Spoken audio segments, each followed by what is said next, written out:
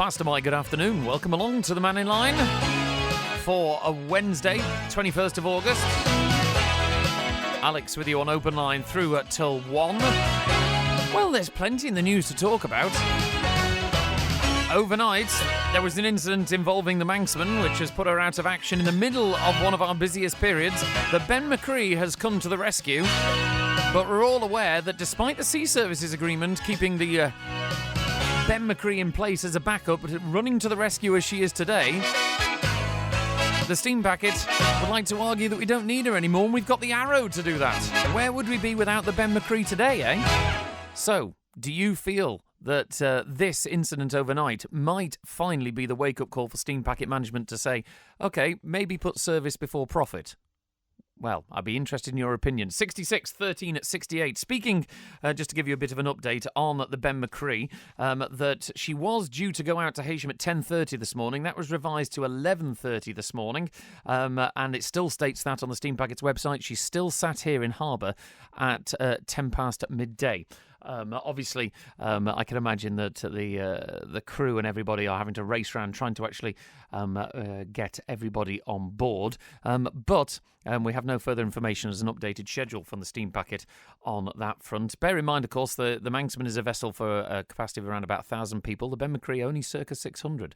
Okay, so at this time of year, there will be people who are going to be disappointed. We'll hear from possibly them later in the programme. Thank you to the texter 574, who says, whilst ferry incidents happen, there is no excuse for not keeping passengers informed of delays. How hard is it to post up-to-date information on their Facebook page? Good point. I think that you could genuinely say with good evidence that the steam packets, PR and communications are pretty dreadful. That I've just read out their website that says the boat left 40 minutes ago and it's still here.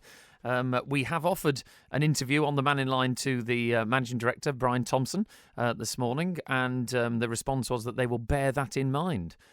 Okay? Well, bearing in mind that, hundreds of millions of pounds worth of your money, taxpayers' money, went into purchasing this company, okay, do you feel that they should come and answer some questions? Okay, instead of hiding behind press statements all the time. 66 13 68. Brian Thompson, Lars Zugland, if you're listening, get on the phone. I will gladly talk to you about the general situation with the steam packet at the moment. Just to let you know what actually happened overnight, that the Manxman marine traffic shows that she arrived at Heysham around 11:30 and then just before 2 a.m. was manoeuvring in the port. Shortly after 3 a.m, the steam packet announced that they were currently coordinating responding to an incident involving the Manxman. We've had no further details yet, but thankfully the company confirmed there were no injuries to any passengers or crew. Now, what else would you like to talk about in the news, possibly? That Sunday papers. I was going to mention this yesterday, and we ran out of time and got sidetracked on Cushug and ragwort and weeds and things. But, if you're a fan of the Sunday papers, I admit I'm of the generation that seems to have moved on beyond reading printed matter, but I know Sunday papers are very valuable to a number of people, and we seem to have not been getting them on the island for a number of weeks. What is going on? What is the situation? Thank you to Jamie, who asked me to raise this. If you've got an opinion on whether that we need more robust links. We seem to be an island of a death by 1,000 cuts. Lots and lots of little things keep on getting dropped. People enjoy their Sunday papers. Why are we not getting them? 66 13 68. Give me a call once again. Thank you to texter 866, who's obviously a fan of me and also Howard Kane on the switchboard, being here talking on the Mannin Line. But it doesn't have to be a topic of the steam packet. It does not have to be a topic on Sunday papers. It can be on any topic you'd like to talk about. So do give me a call, 66 13 68. Simon's done just that. Lovely to chat to him. Morning. Oh, in fact, afternoon, Simon. How you doing? I'm not so bad, boy. You want to talk about the MGP? Yeah, the Manx Grand Prix. Thanks. Since we've had a horrible week, who's the brains behind having one long week of racing, practice and racing? You mean the revised schedule that we've had for the last few years? Do you mean the 9 days? That's right, yeah. It doesn't work. It doesn't work, and you've had all the past superstars that have gone into the TT, and you've had a practice, and then race week the next week, and if you couldn't get the practice in, in that first week, then they would give you time to get some laps in for the next week in between. I mean, are you a visitor or are you a No, local fan? I'm from here. I'm from here. Do you feel that, from the event's point of view, that it's quieter now? Do you feel that there might not be the economic or the monetary argument, money's speaking behind the scenes as to why it's shorter? I think a lot of people think that they've ruined it in that way. Because a lot of people do like the Manx Grand Prix, and you like to see the 2 weeks. Do you feel that? Do you remember when they kind of rebranded it for a while to mix the Manx Grand Prix with the classic TT? That seemed the classic TT, yeah. Did you feel that was a way forward? It didn't really thing me. It didn't bother me anyway, because I like to see all the newcomers coming up after past riders and all that have gone on to be top riders and won TTs, and that's the ones I like to see. Yeah. And they just feel like they've not given them enough time on the roads to learn it and succeed in finishing the races, the next week and all. Yeah. If you know what I mean. Do you feel now that when it comes to the TT, as opposed to the MGP being the training ground for TT, do you feel now that the TT itself has got to a level where it's going for a mass entertainment audience, and that actually the top riders are more short circuit style riders like your Peter Hickmans and things like this, and the event has changed to the point of where some people might feel, I'm saying this as an opinion, of course, some people might feel that the MGP is no longer required because the TT has gone a different direction. Do you think that may be where it's coming from? No. Okay. I believe that you're going to have the talent that comes from the Manx Grand Prix.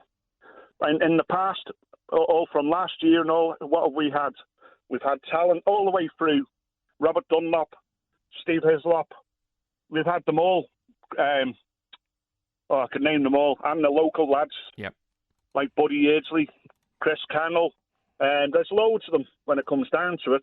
And I just believe that they need to go back to the 2 weeks where it comes down, and we've got a week like this, what it is, and it's upsetting for the fans that have come over to watch the Manx because they come over instead of the TT. With this rain, and we're not going to have a good week. But next week, if it was going to be into next week, they could have had time to practice. Do you feel that if Gary Thompson manages to pull a rabbit out of the hat and we manage to get the whole schedule in using contingencies and things like this, do you still feel that if we got to Monday night and we'd managed to get everything in, and whilst it being a bit of a fly by the seat of our pants, would you still have the same opinion that we should have had more time to breathe? I still think that, yes, because I just think it puts a bit of pressure on the lads as well when it comes down to getting the times in. They've got no time, and then it comes down, and then the laps, it's going to be like, if it's Saturday's a good day, what they're going to do, they're going to put it down to each race for a 1 lap or 2 laps, and they haven't had any timing, because it's give it rubbish weather tomorrow, and it's give it rubbish weather on Friday, and I think it's give it rubbish weather Sunday and Monday, so there's only Saturday. Because obviously the Manx Grand Prix is organised by the Manx Motorcycle Club in conjunction with Department for Enterprise. And I know the TT is purely Department for Enterprise, obviously with the ACU running the behind-the-scenes bits, effectively. So do you feel that the strategy that the Manx Motorcycle Club is putting forward for the future of the event should be revisiting it as a 2-week event, and if that's the case, they've got to justify it making enough money to make it a 2-week event. Is that where you'd like to see it going? Yeah, and I think they need to talk to the riders as well, because I think a lot of them will agree, and talk to the past riders, and I think they will agree as well. Okay. Well, it's a good point. Thank you, Simon. And hopefully those will be listening. And I hope you get to see some action this week. Brilliant stuff. Bye. Cheers, Simon. Opinion. MGP. 9 days. Should it go back to the full 2 weeks? Okay. Let's go on to line 2, because who's on? Oh, yes, it's Gordon who wants to talk about the Sunday papers. Hello, Gordon. Hi, Alex. Yes, this has been a bugbear of mine for the last couple of months. I've been on to G.E. White's, I've been on to Andy Wint on the Mannin Line, I've been on to my MHK, I've been on to the Steam Packet. The story behind it is that I was always under the impression, historically, that G.E. White's paid to have the papers flown here. Right. But they tell me they don't. The publishers pay for it. Ah. And the publishers decided earlier on this year that a plane was too expensive, so they withdrew it, and the papers now have to come on the Steam Packet. There's no other way. But for the last 10 weeks, there has been no Manxman sailing to Heysham on a Saturday night, because the Heysham's been going to Belfast or Dublin all summer. So the papers come now on the Mannin from Liverpool at 11 o'clock on Sunday morning. They get in here at 2 o'clock, and by the time they've been to Ballasalla, been sorted and been delivered, they're not in the shops here in Ramsey, where I live, till between 4 and 5 p.m., which is completely ridiculous. Yeah, you can't really read it over your Sunday breakfast at that That's point of the day. As I say, I said to Andy, one of the great pleasures in life is lie in on a Sunday, leisurely breakfast, and read the papers, you know. Now, the question is that if it is because, as you say, the Manxman, I think she goes to Belfast on the overnight, which is the reason we don't get it here. Yeah. And you've been on to your MHKs. I presume if you live in Ramsey, one of your MHKs represents the owners of the actual Steam Packet. Which is Dr. Allenson, which is why I got in touch with him. And what response did you get? I got nowhere with him. Basically, the answer was that the problem doesn't lie with the sailing schedules. The problem lies with the lack of an air freight solution. That's what he said to me.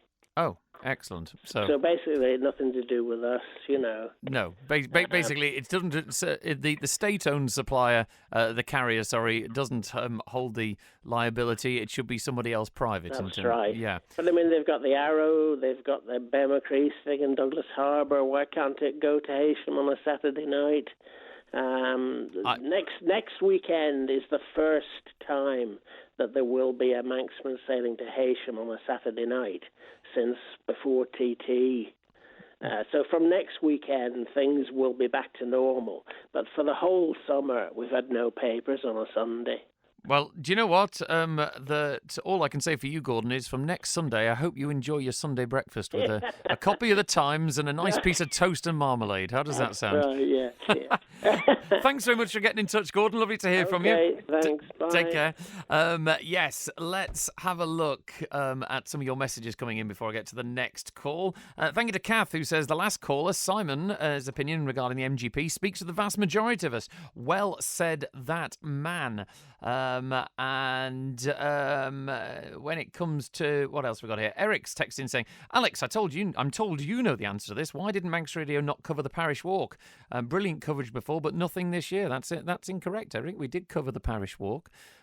We provided you with all the sports coverage and things like this. In terms of sending lots of people out and correspondents in the field to follow the race, there is a cost involved.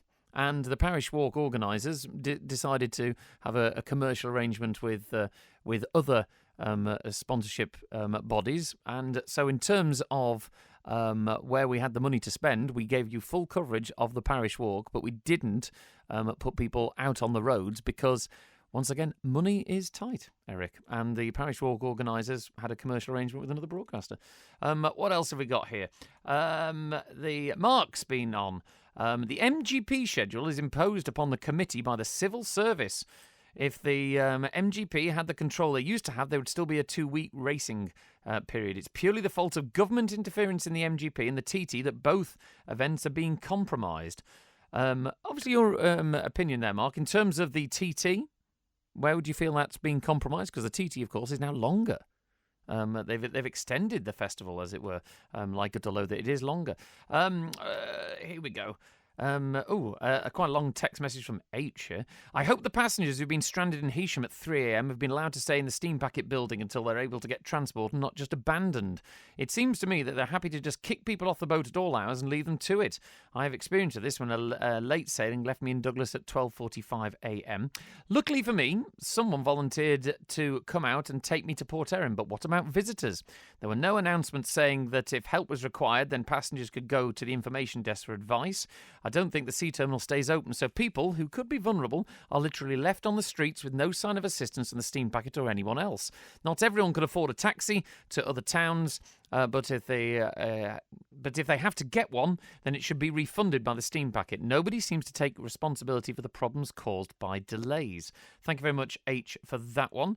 Once again, steam packet, you're open to come on to the Mannin Line. Okay, not just hunker down and put out a pre-printed statement. That's all I'm going to say. You are most welcome to come on. Thank you very much to Texter223, who says, in reply to your previous caller, it was Paul Phillips and his motorsports team's brainchild to change the MGP format. Mr. Phillips has no interest in the MGP and is never in attendance after the classics are finished. I will play, actually, devil's advocate in that one. I bumped into Paul Phillips there last night. He is in attendance. And in terms of the TT and MGP, the motorsport team, and Paul Phillips, who is the head of the motorsport team, which is why he gets a lot of the public flack, are praised when things go right and are villains when things go wrong. In terms of the TT, like it or loathe it, it has been a completely revamped event since its centenary in 2007. And despite every year people saying, well, the TT's going downhill, it's no longer got world championship status, it won't be going for much longer, it is thriving as an event. And that is down to the people who rebrand it, remarket it, and organise it. So, you know, damned if you do sometimes and damned if you don't. And what else have we got here? That 228 also says, go back to 2 weeks and bring back the newcomers race just for newcomers only. Okay, let's get back to the phone lines. He's been waiting patiently. Andrew is on, wanting to talk about members' interest. Hello, Andrew. Hi, Alex. How you doing? Not so bad. Crikey, you sound like you're in a toilet. It's very echoey where you are.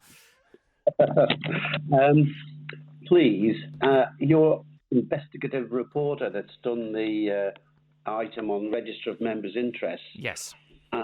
I think they will have found, and I do stand to be corrected, that the rules are put together by the turkeys, shall we say. Yeah. Because there does not appear to be in there any sanctions for not completing the Register of Members' Interests in a timely fashion.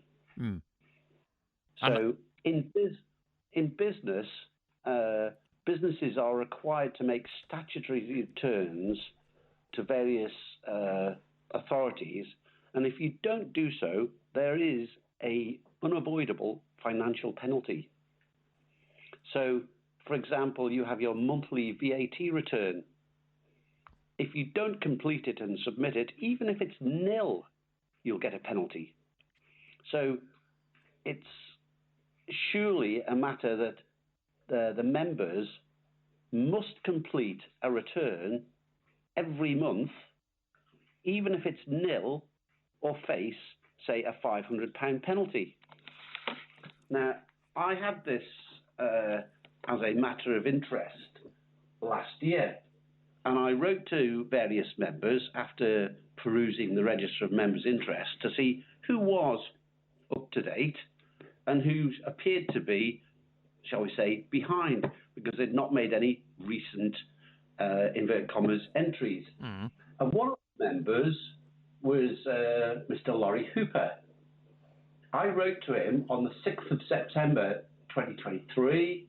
Dear Laurie, hi there, good day to you. Please, are you happy that your Register of Terminal Members' Interest entries are up to date prior to commencement of next autumn's sittings? And that's the text that went to other members. Reply, thanks for your email of Friday, the September the 8th. Hi Andrew, thanks for your email. Members are required to keep their interest register up to date, irrespective of the particular date in the parliamentary calendar, and the registers can be accessed online at, and provided the link. So actually did not answer the question.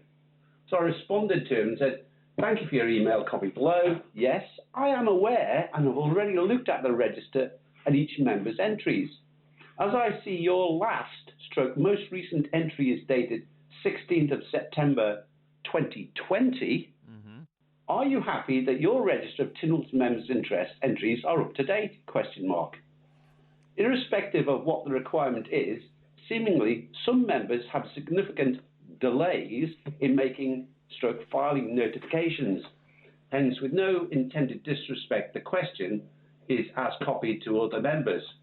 Answer.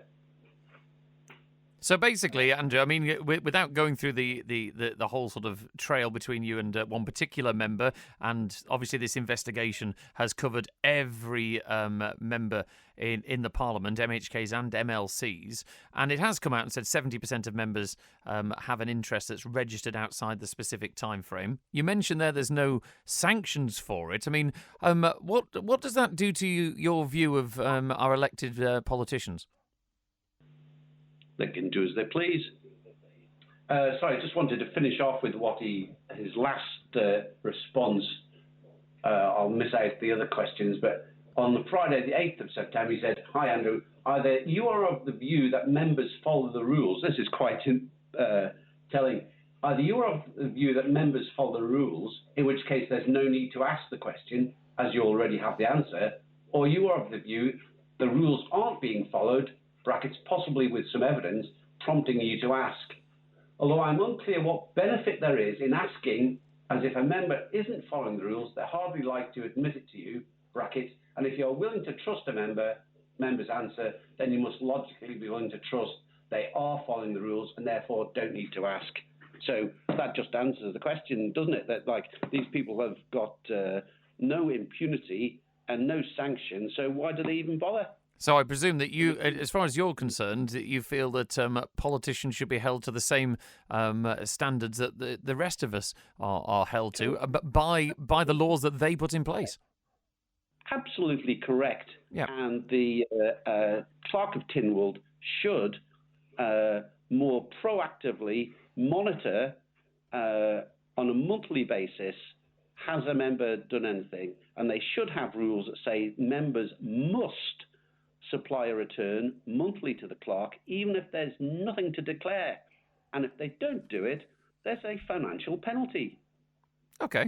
Thank you for that one, Andrew. If anyone else has an opinion on this story, you'll see it at manxradio.com. This was an investigation by Manx Radio's newsroom that found majority of politicians are failing to register personal interest on time, thereby breaking Tynwald rules. Okay, does this matter to you? I've seen a couple of comments on Facebook, one from somebody who actually was related to a politician, so I think we can discount that opinion, but saying it's sensationalist. And you sit there going, well, no, actually, that there are rules set by government, as Andrew says, that if you fail to file nil returns, you get a financial penalty. Yet when there is a rule there, and if it's broken, we just say, oh, it doesn't really matter. Oh, they'll do it eventually. Oh, that's fine. And it's a case of, is it one rule for one and one rule for the other? And let's be honest, that's what brought about a huge amount of voter mistrust in the UK up to the current general election, with the thoughts of one rule for one, one rule for the other, especially when you're talking over there across the water about anything to do with Partygate. So I'd love to know what you make of the figures. Just to let you know, 70% of members didn't get their interest registered in the time frame. 85 entries were met the requirement, but 96 failed to do so. Okay, and there was only 3 MHKs that accepted an interview on the topic. MHKs Claire Barber, Jason Morehouse and June Watterson. You'll find the audio online at manxradio.com, along with the full list and full background details of that investigation. Right, we're going to be back in a moment. I have a funny feeling we're going to be talking about papers. Before we do, I'll just give you a quick update. The Ben My Chree has now just left for Heysham Port,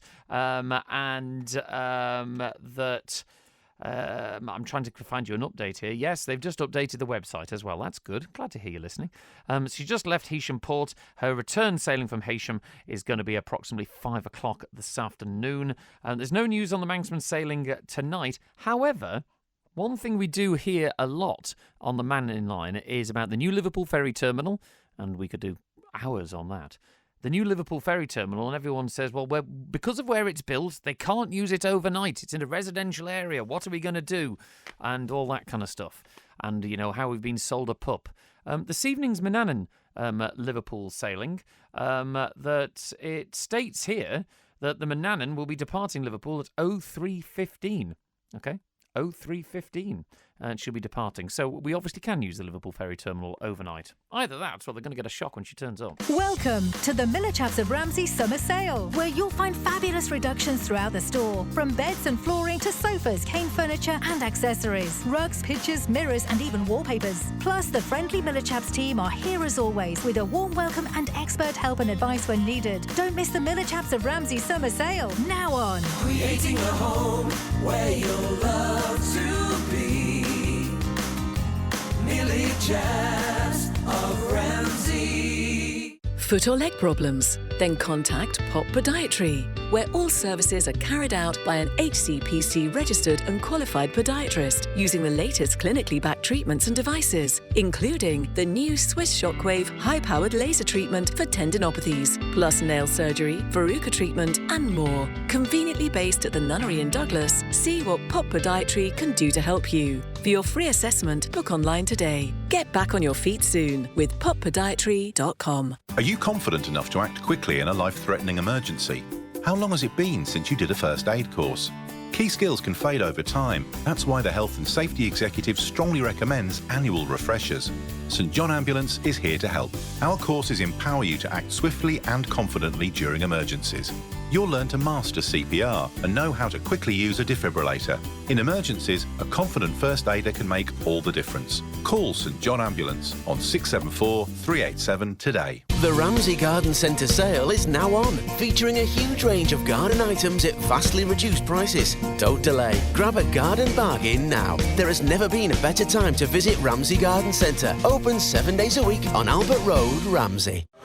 Ellen Vannin Fuels promotes road safety and would like to thank their customers for their understanding about restricted access and deliveries on and around the mountain course during this year's Manx Grand Prix. Safety first with Ellen Vannin Fuels. When the Mannin Line's not on air, call Manx Radio to leave your opinion for broadcast on 682 631.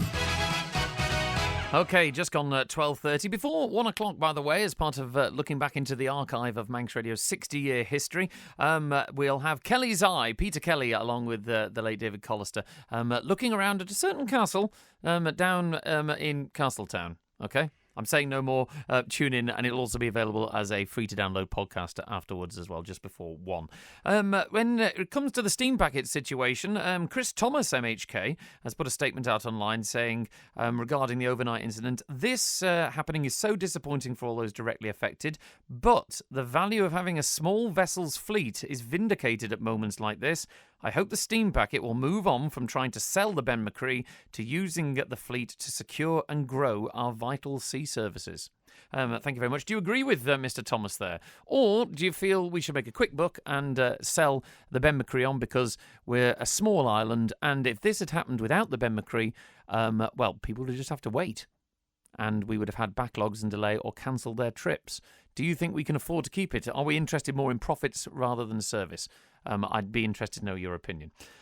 66 13 68. Crystal's been on the text saying, well said, Andy. This is Andy who was on before talking about members' personal interests. He says, I agree with you. All is not as it seems. Like our personal interest transparency, and 70% of government are avoiding disclosing their own personal interests. Now, that is very interesting indeed. Speaks volumes. In fairness, it says 70% of members have an interest registered outside of the time frame, Crystal. It doesn't say that they're not actually disclosing them. They are disclosing them, but they are actually breaking the rules in not doing it in a timely manner, which, of course, I think the point is that if we broke rules in getting things in on time, like tax forms and business forms, we would get fined. But thank you very much, Crystal, for your opinion. Now, who have we got on the line? It's Roger, who wants to talk about papers. Hello, Roger.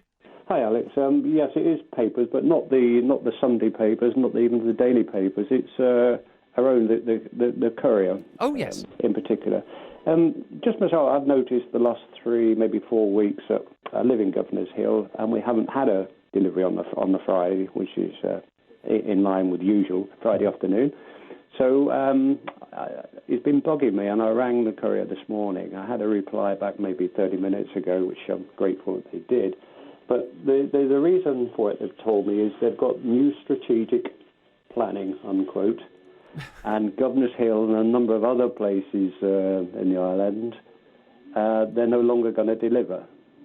Wow. And so that in itself, the sort of, there was a complete, from my angle anyway, a complete lack of communication on that pre-warning. I had no idea. I don't think if there was anything on Manx Radio or in other newspapers.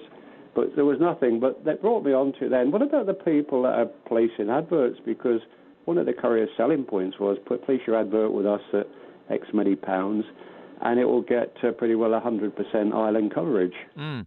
I wonder if the people now paying for adverts are aware of this strategic planning, and maybe they'll only get 50-60% of the island coverage. They've obviously got their reasons and their finances, I'm sure, but surely they could do better than just stop. I mean, and carry on as they are now. I mean, it does sound like a very good positive spin speak, the word strategic planning. Do you feel that, because of course it used to be Isle of Man newspapers, it's now Media Isle of Man, I think the company, or Isle of Man Media. Do you feel that maybe they are having to manage the practicalities of reality, managing the decline of the printed newspaper as time goes on, and a lot of these adverts and things like this are going to be part of a package which actually is more skewed to being online on websites, whether we like it or not? The newspaper distribution is decreasing. Yeah, I think you're completely right there. Because one of the points they did make, they're going to make it available. Or it is, or they're going to make it available online. But yeah, that's good, and I'm sure that will suit a lot of people. But also, there's a lot of people that haven't got that facility to go online and read on it, or even know how to. So, do you feel that it might come a time that if the printing newspapers cannot be made economically viable, and it might be a case of that if we want newspapers, it almost becomes like a service that we pay for everywhere else. We can't keep entertainment centres viable. You can't keep a public service broadcaster like Manx Radio viable without government assistance. Do you feel it's a case of if we want this service in such a small population, a small island, we might have to pay for it? May well be.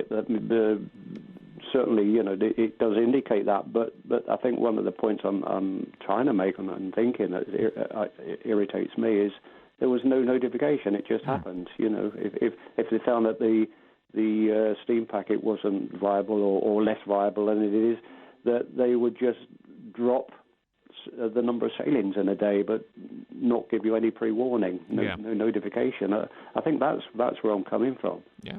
They're very disappointed, and the people that are paying for a service are maybe not getting what they expect.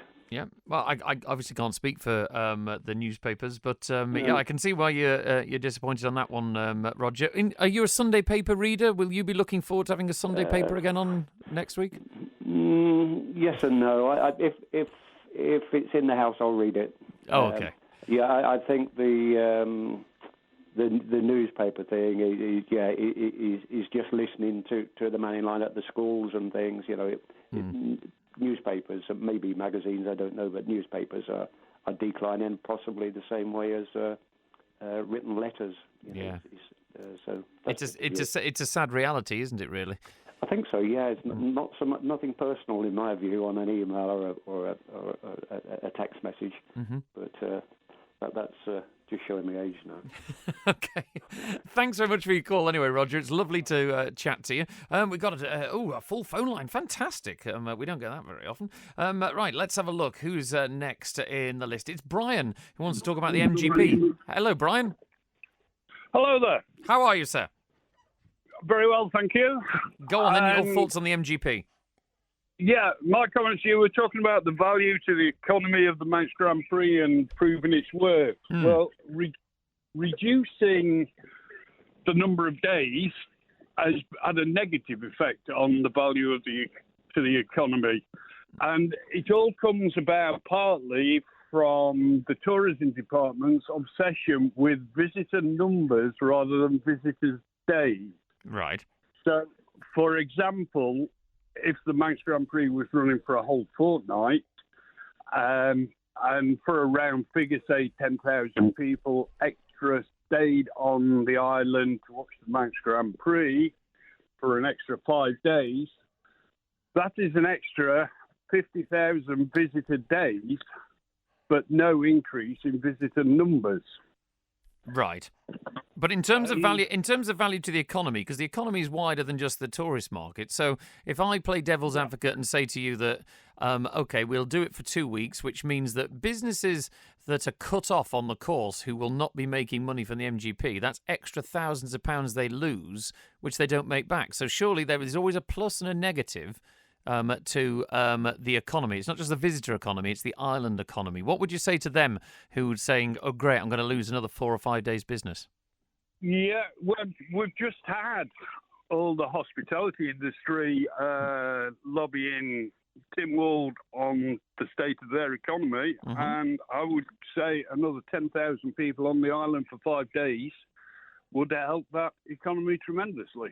But you didn't answer my question. The question is, for businesses that do not benefit from visitors, who have to shut down on the course or have their business interfered with it, there is a cost to them, and they'll sit there going, well, you're wanting to inconvenience me further and make me lose thousands of pounds. Why should I support that? I'm playing devil's advocate. Yeah, and is that a proven...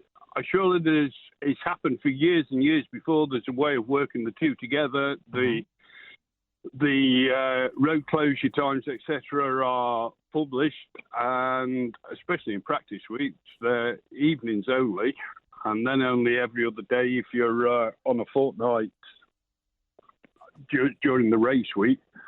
So I'm sure that the two can cohabitate together. Okay. Well, thank you for that one, Brian. Brian feels that, we should be able to benefit from the economy more from extending the MGP back for 2 weeks.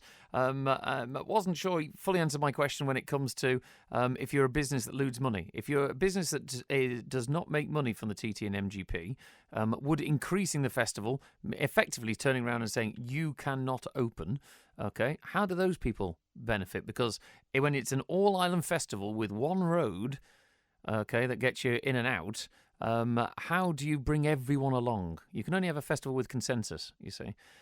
Or, something I've mentioned on the Mannin Line before, is it time we invest in more facilities? Okay, we don't invest in the TT. We need Governor's Bridge Phase 2 from Blackberry Lane over to Summerhill Glen. I remember a certain politician standing up and saying, well, people can just travel in on their bikes for TT week. And you go, seriously? Okay, we need to invest in a second TT access road. If you want to have the economic benefits from the TT and the MGP, maybe you need to invest more in the facilities that allows the island to continue to operate. Maybe that's the answer. Mark is on the line. Hello, Mark. Yeah, hi, Alex. I'm just calling about greater border controls on the Isle of Man via the steam packet. So, as we know, to prevent criminal activity. So, as we know at the moment, the steam packet, you can basically, when you book a ticket, you state your name. So it could be, and you can make a name up. There's no actual verification of J. who Dunlop. you actually are. Yeah, J. Dunlop or M. Mouse or something like that, yeah. Yeah, exactly. So, and I suppose previously the rationale between not doing it is the free movement of people in the British Isles. So to go to England, Scotland, Wales, you don't have to verify. But we are an island, and if you travel on the plane, you check in a baggage, luggage, the airline requires you to show verification of who you are, so a passport or driving license. And I think the Isle of Man should look at doing that with the steam packet because, at the moment, there is a drug issue on the Isle of Man. I think most parents would agree to that. And if you can sort of enable the police to actually identify who's coming on the island, because I suppose most of it will come via a car, so treat a car like a piece of luggage. If you're checking your car in to the steam packet, you have to verify who you are with ID. I think that would go a long way to enabling the police to actually doing it. I'm sure the police would do it. So I think it's probably a political decision as to why they're not doing it. And I think you could you could put the onus on the steam packet. So you start a free movement of people, but the steam packet say, okay, if you're checking luggage, and that luggage, i.e. being a car, you have to show photo ID. So it's just something which I think I'm surprised is not being done at the moment. And I mean, Mark, in defence of the steam packet, to be fair to them, it's not really the steam packet's issue. In terms of controlling our border, because as you mentioned, we get checked at airports. We've always been checked at airports. It wasn't about free movement of people. We always have to provide passports and ID. So I think it's a politician thing. ID, you don't have to show ID if you're not checking your bag luggage. So if you're flying EasyJet, you can go from right. Oh, yes, you can go from Gatwick to the Isle of Man. And if you only got hand luggage, you don't have to show ID. But with Logan Air and EasyJet, if you check bags in, then you have to show ID. Right. So I think I get your point. It's not the Isle of Man steam packet point of view, but it is an issue for the Isle of Man. So, the government owns a steam packet. Dare I once again, I'll play devil's advocate on this point. Go ahead. Are you not basically promoting the idea of more of a police state eroding our freedoms when it comes to the case of actually you're going to be tracked everywhere you go? I could even sound like take it very over the top and say, we fought world wars to keep this kind of freedom. Well, good point. But I think most borders you have checks. And I think if you put the point of view, the Isle of Man is a very safe and very secure place generally, and in some respects there's a wonderful naivety on the Isle of Man. I think it's important that we actually put something in place to stop it coming over. So, for example, do you remember that van that came to the Isle of Man? And there was lots of criminal activity, and I think they were stealing in homes and for about 2 weeks, and the police really found it difficult to identify who the culprits were. There was a spree of burglaries, wasn't there? Yes. Do you remember that? And it was sort of a bit humorous at the time because it was one outfit going around the Isle of Man and abusing the fact that the Isle of Man is a very safe place, and some people do leave their doors open, for example. So I think it's just something the government should look at, because if something happens in the future, then you can point the fingers. Okay, why weren't we putting the controls? It's not about being a police state. It's just who's coming to the Isle of Man. We should know who's doing that. And, if it is criminal activity and the drug lords are loading their vans up, we should know who they are. Okay. I mean, it's a relatively simple thing to do. And also put dogs on the steam packet and put dogs in the airport. It's not about police state. It's just making sure we're safe. That's it. Okay. No, thank you, Mark. Thank you very much for that opinion. Do you agree with Mark? Do you feel that we should have more checks and who's coming in and who's coming out? Bearing in mind, you are one of those people who gets checked. Okay, this is not about them and us. That you are one of the people who will be getting monitored coming in and out. Do you want that? Would you give up that freedom in the same way that if I turned around to you 20 years ago and said, "I'll tell you what, I want the government to put a microphone in your home." Okay, and so it can listen to everything you say, a device that listens to everything you say, and you'd say, no, get lost. And now look at how many people pay for the privilege of having an Alexa device, a smart speaker, which is always listening to you in your home. And we pay for the privilege. Okay, we seem to have accepted that. So that is the question. Right, he's been waiting patient. I thought I'd offended him the other day. Sorry, Bonzo, you've been waiting patiently. I don't recall you offending me the other day. Well, no, exactly. I'm just checking. Well, I hadn't heard from you yesterday. I thought, where's he gone? What did I say? Well, I'm not here every day. I do other things. I'm glad to hear it. Go on then, Bonzo. And I do try to allow space for other people. Yep. Anyway, just coming back onto previous caller very, very quickly. There might be capacity to do something like that. There might be something that you can do under the legislation for the common travel area. Okay. Which goes back donkey's years. I think it goes back to the establishment of the Irish Free State, 1922, something like that. But I think there was, of course, during wartime, there was a requirement for people travelling from Ireland to, the Isle of Man and then to. But that would have been covered under emergency powers, I would imagine, at the time. Well, it may have done, but there would also have to be something about the, about the common travel area. Yeah. Okay. Sorry. Anyway, Bonzo, I've only got about 3 minutes, so we to do that. I've got 3 minutes. So, sorry. Yes, papers and urgent post and unmanned aerial vehicles. Oh, drones. Because I'm not going to call them... Yes, don't use the "d" word.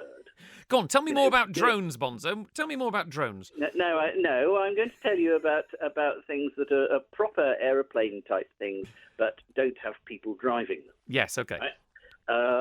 Now, there's a trial going on at the moment in the Orkney Islands, where Postal Service and the sort of delivery courier people are actually trialling these things called a Wind Racer Ultra, which is kind of like a big, twin-engined unmanned aeroplane, and it can carry up to 100 kilograms, right, 200 pounds, and it can carry that for up to 1,000 kilometres. And indeed, the Royal Navy have trialled it to supply urgent bits to the Queen Elizabeth carriers. And it can fly on and off that quite happily, in all sorts of weathers. So they're trialling it round there now. And so we could have such things, delivering post and delivering sort of urgent specialist post, and even perhaps delivering papers to and from.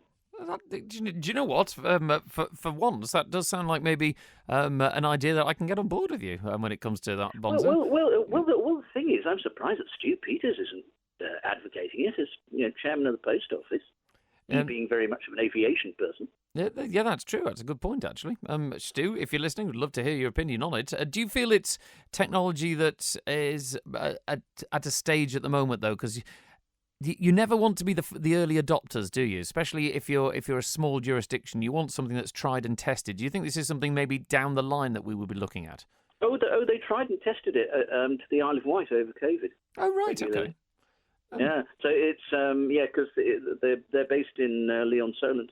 Dare I say, Bonzo, that if this automated aerial aircraft, whatever, drone thing, service actually does take off, excuse the pun, and it becomes a reliable service, have we invested a huge amount of money in a ferry company that could be basically become more obsolete in terms of freight, and these new vehicles might take their place? Well, they'd have to be very, very, very, very, very big vehicles. Yeah, that is true. They'd have to be huge, great airships to do that. And we all know our history with airship building. Yeah, we don't particularly want the Hindenburg trying to deliver Tesco stuff in the morning, do we? No. Yeah. Thanks very much, Bonzo. Lovely to speak to you. There we go. Could we be having the Sunday papers delivered by drone? Who knows? Thank you, Bonzo, for being in touch about that one. That's it for today. Stick around before 1 o'clock. Kelly's Eye, Peter Kelly and the late David Collister going round one of our more impressive buildings on the island. Yes, Castle Rushen. That's on the way in a moment. Thank you very much for your company this afternoon and for all your texts. Quite a few people agreeing with identity checks at the border, as it were. And also lots of people with comments on the MGP. Many people in support of it being bigger or expanded. Or maybe the classic TT being brought back. Who knows? Thank you very much for your company this afternoon. Thank you to Howard Kane for manning the phones. Who's on tomorrow? Who knows, quite frankly. We'll see, won't we? Take care. Ta-da.